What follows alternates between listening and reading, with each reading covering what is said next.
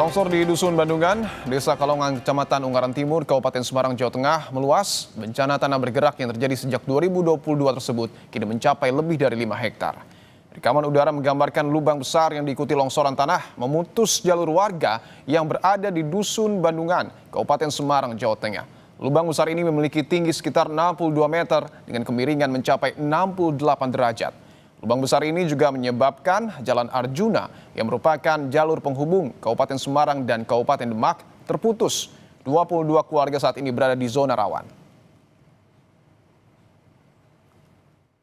Sekarang masih terus berlangsung aliran itu, ya, karena itu sumber yang dari bawah sumber, kemudian di bawah itu kayak kalau kajian teknisnya ya dari teman-teman DPU itu ada tampungan lah, seolah-olah kayak mereka itu membuat satu tampungan sendiri, jadi terus.